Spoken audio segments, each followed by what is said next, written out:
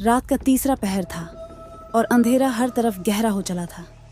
शहर के किनारे बसे छोटे से गांव में एक पुराना उजड़ा हुआ हवेली खड़ा था।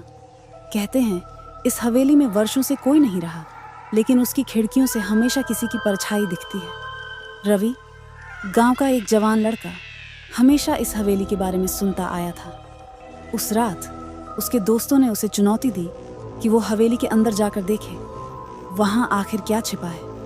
रवि ने हंसते हुए चुनौती स्वीकार कर ली।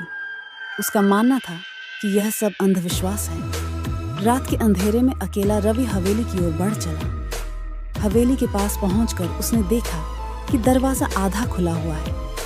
उसके कदम खुद ब खुद अंदर बढ़ने लगे। हवेली के अंदर घुसते ही उसने देखा कि दीवारों पर धूल की मोटी परत जमी हुई थी और हवेली के कोने कोने से एक सन्नाटा पसरा हुआ था। जैसे ही वह हवेली के अंदर गहराई में गया, उसे एक अजीब सी ठंडक महसूस हुई।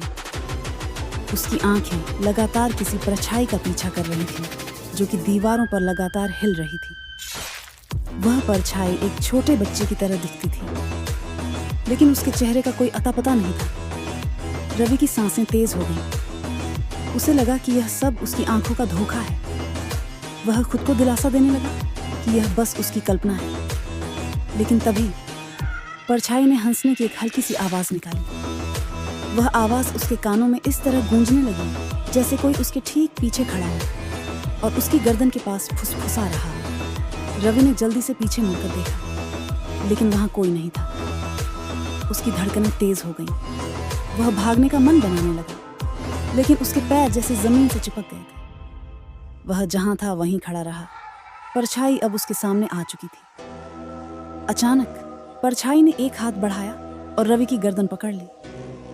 वह ठंडी और सख्त पकड़ थी, जैसे किसी ने बर्फ की मुट्ठी से उसकी सांसें रोक दी हो। रवि चीखना चाहता था, लेकिन उसकी आवाज बाहर नहीं निकल पाई। उसकी आंखों के सामने सब कुछ धुंधला होने लगा। कुछ पलों बाद जब गांव वाले सुबह हवेली के पास से गुजरे, उन्होंने देखा कि रवि हवेली के दरवाजे पर बेहोश पड़ा है। उसकी आंखें खुली हुई थी, लेकिन उनमें एक भयानक डर जड़ा हुआ था। वह कुछ भी बोलने की हालत में नहीं था।